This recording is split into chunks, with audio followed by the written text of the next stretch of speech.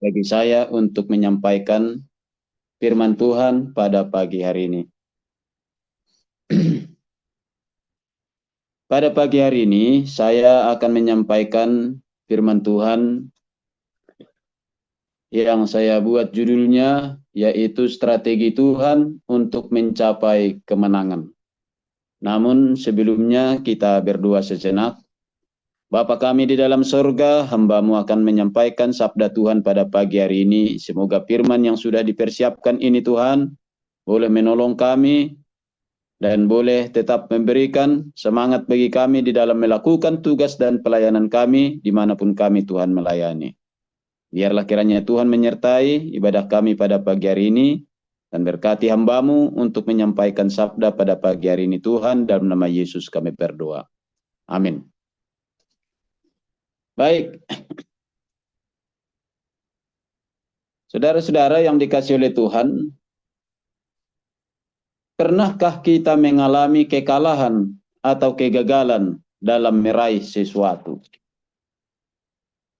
Bila mana kita melihat setiap ada pertandingan, baik main bola kaki, baik itu untuk bola voli, ketika mereka sudah sedang mengalami kekalahan, lalu manajer atau pemimpin mereka itu selalu mengumpulkan dan dia membisikkan sebuah strategi yang harus mereka lakukan serta memberikan dorongan dan semangat sehingga para pemain tersebut akan lebih bersemangat dan mengubah strategi ketika mereka mengalami kekalahan dan tujuannya adalah untuk meraih kemenangan kembali. Dan apakah yang kita lakukan untuk mengatasi kekalahan tersebut? Bila mana kita melihat setiap ada kekalahan, mereka akan mengubah strategi. Dikatakan jikalau kekalahan atau kegagalan yang terjadi, biasanya kita akan mengubah strategi dengan tujuan untuk meraih kemenangan itu kembali.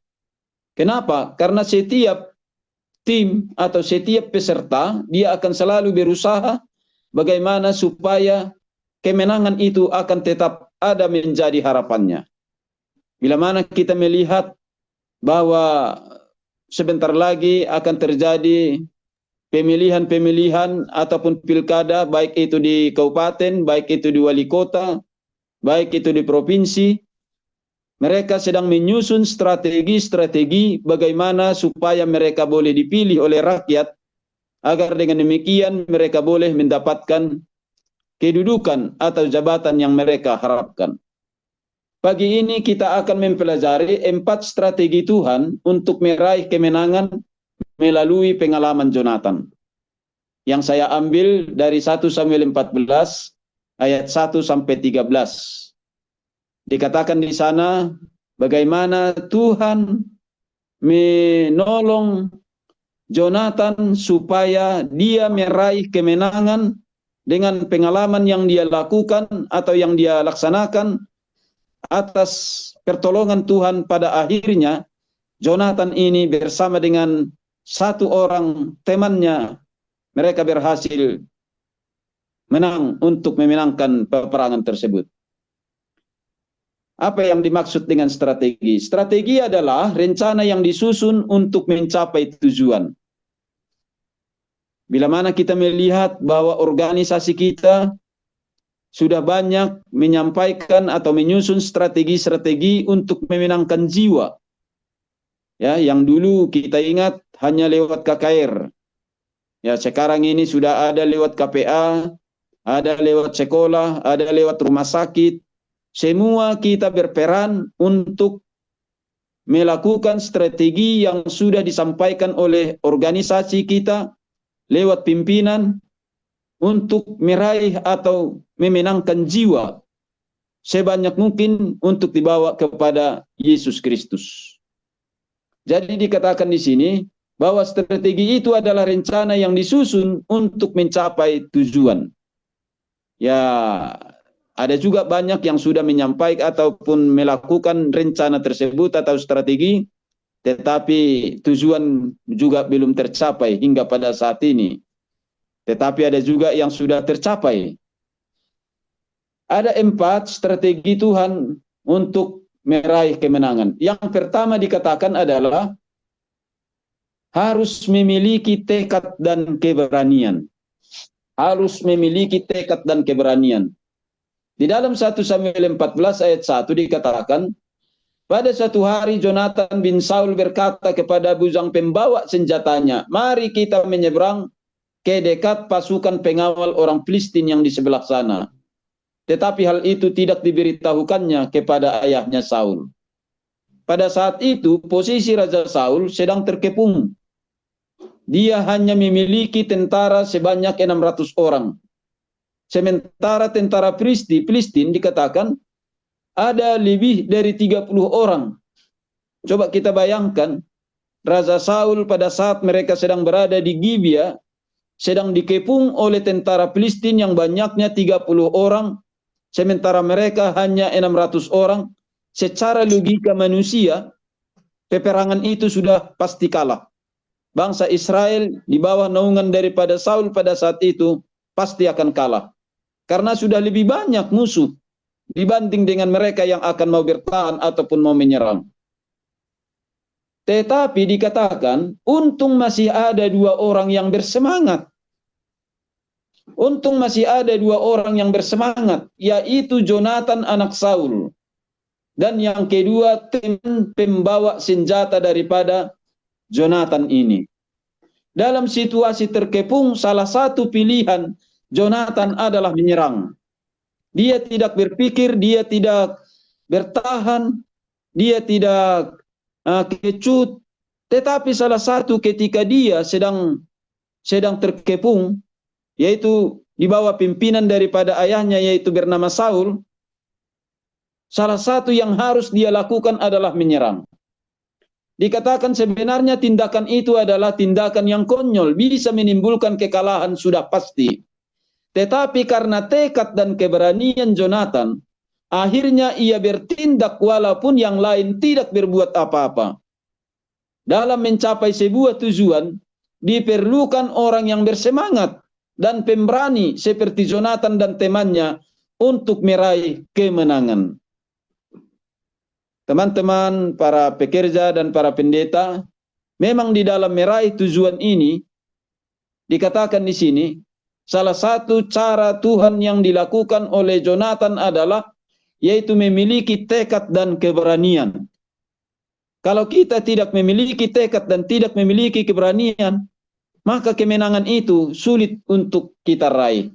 Itulah yang dilakukan oleh Jonathan pada saat tentara Filistin menyerang daripada bangsa Israel pada saat mereka sedang berada di Gibea. Hanya 2 orang, yaitu Jonathan bersama dengan 1 orang temannya yang selalu membawa senjatanya. Yang boleh saya sebutkan, ya saya anggaplah itu adalah ajudannya. Kemana Jonathan, dia selalu ada di sana dan dia membawa senjata. Apa yang dikatakan oleh Jonathan itu akan dilakukannya. Ya.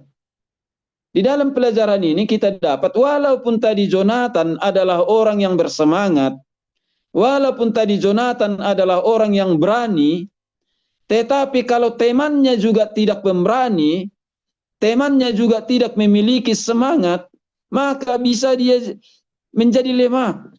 Menjadi lemah. Karena dikatakan tadi, sebenarnya tindakan yang dibuat oleh Jonathan itu adalah tindakan yang konyol, bisa menimbulkan kekalahan, itu sudah pasti.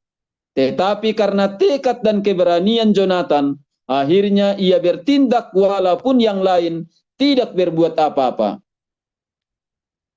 Yang pertama yang boleh kita tarik dari pelajaran ini adalah di dalam memenangkan jiwa, di dalam melepaskan orang-orang di dalam cengkraman daripada setan, yaitu jiwa-jiwa, kita perlu memiliki keberanian dan semangat. Dulu pernah pendeta Joseph Syukur Pranginangin ketika dia ketua UNI, saya sedang menggembala waktu itu di Medan Timur. Waktu itu kami dikumpulkan para pendeta di kota Medan. Dia pernah berkata, coba lihat 1 orang, saya ingat mas itu. Coba lihat satu orang di setiap jemaat yang engkau layani. Adakah di situ orang yang bersemangat, orang yang memiliki karunia menginjil? Itulah bawa dia kemana selalu engkau pergi untuk memenangkan orang lain. Ya, kadang-kadang memang di dalam jemaat itu ada satu dua orang yang seperti itu. Rajin dia memberitakan Injil. Ada juga jemaat yang tidak memiliki seperti itu. Bahkan mereka tidak peduli. Yang kedua, strategi yang kedua adalah miliki iman yang teguh. 1 Samuel 14 ayat 6 dan 7. Dikatakan, berkatalah Jonathan kepada bujang pembawa senjatanya itu, mari kita menyeberang ke dekat pasukan pengawal orang yang tidak bersunat itu. Mungkin Tuhan akan bertindak untuk kita. Sebab bagi Tuhan tidak sukar untuk menolong, baik dengan banyak orang maupun dengan sedikit orang. Lalu jawab pembawa senjata itu kepadanya, lakukanlah niat hatimu itu. Sungguh aku sepakat. Saudara-saudara yang dikasih oleh Tuhan, dikatakan, Jonathan memiliki satu keyakinan kepada Tuhan. Tidak ada yang mustahil bagi Tuhan.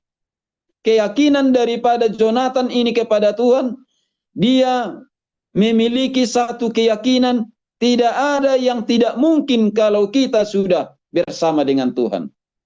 Jonathan memiliki iman, kepercayaan kepada Tuhan, yaitu Allah sanggup memberikan kemenangan bagi dia, walaupun mereka hanya 2 orang yang melakukannya.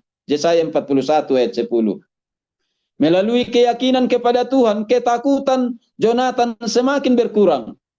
Melalui keyakinan kepada Tuhan, Jonathan pun semakin optimis bisa untuk meraih kemenangan dengan mengalahkan tentara orang Filistin itu. Saudara-saudara di dalam Yesus Kristus, Ellen G. White berkata, dikatakan bahwa Jonathan tidak memberikan ruang sedikit pun ke dalam hatinya untuk mengenai kekhawatiran. Karena ketika kita mengizinkan tawar hati masuk ke dalam hati kita, maka kita pun akan bisa jatuh dan lemah. Akhirnya malas.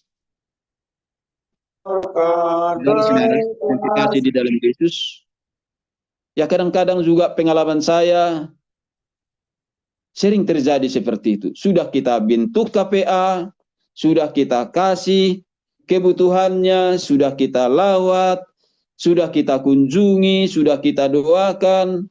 Ketika saatnya kita harapkan dia dituai, oh, tak mau. Tidak mau. Biasanya dulu begitu kita datangi, kita tanya, mereka bersedia. Tapi akhir-akhir ini semakin banyak yang tidak mau dibaptis. Mereka masih mengatakan, jangan dulu, sekarang pendeta. Dikatakan di sini, Jonathan tidak memberikan ruang sedikit pun ke dalam hatinya mengenai kekhawatiran. Karena ketika kita mengizinkan tawar hati itu masuk ke dalam hati kita, maka kita akan bisa jatuh dan lemah. Ya bisa jadi malas. Enggak usah lagi KPA, capek kita. Ya apalagi teman-teman sekalian, ya saya ke Sikudun-Kudun jauh. Ya, kita harapkan mereka sudah rindu untuk dibaptis. Ketika kita tanya, sampai saat ini juga belum bersedia. Ya, kalau saya hitung-hitung, minyaknya, jamnya, oleh-olehnya, wah, tapi juga tidak bersedia. Jika tawar hati kita berikan ke dalam hati kita, kita bisa jadi malas, bisa jadi lemah. Tetapi dikatakan di sini, dan hanya ada satu jalan keluar yang harus kita lakukan, yaitu kita harus mengambil keputusan dan tetap melakukannya dengan berani, sabar, serta bersandar sepenuhnya kepada pertolongan Tuhan. Ya, kita berdoa saja. Ya, semoga KPA itu masih tetap berlanjut dan sampai hari ini masih tetap berlanjut. Walaupun mereka belum terbuka hatinya untuk dibaptis. Yang ketiga, berusaha menemukan kehendak Tuhan. 1 Samuel 14 ayat 8 sampai 10. Kata Jonathan, perhatikan kita menyeberang ke dekat orang-orang itu. dan memperlihatkan diri kepada mereka. Apabila kata mereka kita begini, berhentilah sampai kami datang padamu, maka kita tinggal berdiri di tempat kita dan tidak naik mendapatkan mereka. Ayat 10. Tetapi apabila kata mereka begini, naiklah kemari, maka kita akan naik. Sebab kalau demikian Tuhan telah menyerahkan mereka ke dalam tangan kita. Itulah tandanya bagi kita. Dalam ayat ini kita melihat Jonathan mencari jaminan Tuhan. Bagaimana Tuhan akan menolong dia. Jonathan ingin kepastian dari Tuhan memberikan kemenangan kepada mereka. Ada dua metode atau strategi yang dia lakukan. Yang pertama dikatakan adalah, kamikah yang datang menjumpai mereka? Atau merekakah yang datang menjumpai kami? Metode ini ya sepertinya tidak bisa lagi kita lakukan. Ya.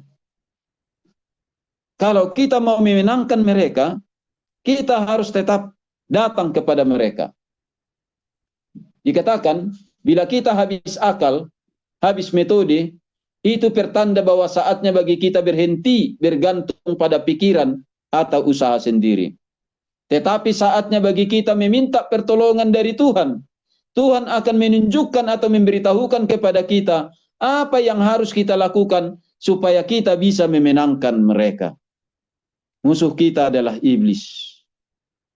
Musuh kita adalah setan yang selalu menggoda orang-orang yang kita sedang ajar bahwa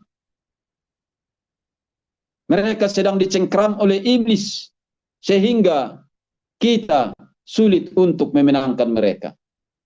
Yang terakhir, yaitu strategi yang keempat. 1 Samuel 14 ayat 12 sampai 15 dikatakan di sana, maju terus, jangan mundur, raih kemenangan. Di dalam ayat 12, orang-orang dari pasukan pengawal itu berseru kepada Jonathan dan pembawa senjatanya. Katanya, naiklah kemari maka kami akan menghajar kamu.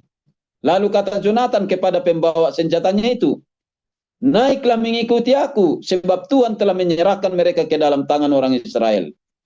Maka naiklah Jonathan merangkak ke atas, dengan diikuti pembawa senjatanya. Orang-orang itu tewas terparang oleh Jonathan, sedang pembawa senjatanya membunuh mereka dari belakang. Kekalahan bagi bangsa Filistin telah terjadi dan membunuh 20 orang dengan jarak dekat. Lalu gemparlah seluruh perkemahan, seluruh padang, gemparlah seluruh rakyat, pasukan dan pengawal itu pun menjadi gentar, bumi pun gemetar, sehingga kegentaran yang berasal daripada Allah. Jika Tuhan berperan dalam rencana kita, tidak ada yang tidak bisa dikalahkan. Kemenangan harus diraih. Allah berjanji menolong kita, tetapi Tuhan tidak berjanji memberikan kemenangan jika tidak disertai dengan usaha. Pertanyaan kepada kita, apakah musuh yang harus kita kalahkan saat ini? Apakah yang menghalangi kita untuk meraih kemenangan pada saat ini? Bisa saja perilaku, tabiat kita menghalangi untuk kemenangan. Atau bisa juga pencobaan yang beruntun, bertubi-tubi yang datang ke dalam kehidupan kita atau pelayanan kita. Atau juga bisa kemalasan, atau sudah terlalu nyaman di zona yang nyaman. Mari kita ikuti strategi Tuhan yang dilakukan oleh Jonathan. Yang pertama tadi, dia berani, bertekad dan berani. Yang kedua, dia menghidupkan imannya. Yang ketiga, dia mencari kehendak Tuhan. Yang keempat, dia maju terus dan tidak pernah mundur. Karena tidak ada yang mustahil bagi Tuhan. Untuk itu Bapak Ibu Saudara-saudara yang kekasih di dalam Yesus, biarlah kiranya 4 strategi yang sudah dinyatakan oleh Tuhan kepada kita pagi hari ini melalui pengalaman daripada Jonathan. Walaupun hanya mereka berdua bersama dengan temannya, tetapi dia berhasil memenangkan peperangan itu dengan mengalahkan Filistin yang sebanyak 30.000 atas pertolongan daripada Tuhan. Biarlah kiranya nasihat atau renungan pada pagi hari ini itu akan boleh memotivasi kita bagaimana supaya kita boleh memenangkan jiwa-jiwa untuk bertarung di dalam pelayanan kita. Dan salah satu tadi tulisan Ellen G. White mengatakan, jangan berikan tawar hati ke dalam hati kita. Walaupun sepertinya kita sudah hampir kalah. Tetapi ketika tawar hati itu akan masuk dalam hati kita, maka kita akan bisa jatuh, akhirnya lemah dan kecewa. Untuk itu, mari kita selalu meminta pertolongan kepada Tuhan, karena Tuhanlah yang boleh memberikan kemenangan itu kepada kita. Tuhan kiranya memberkati. Amin.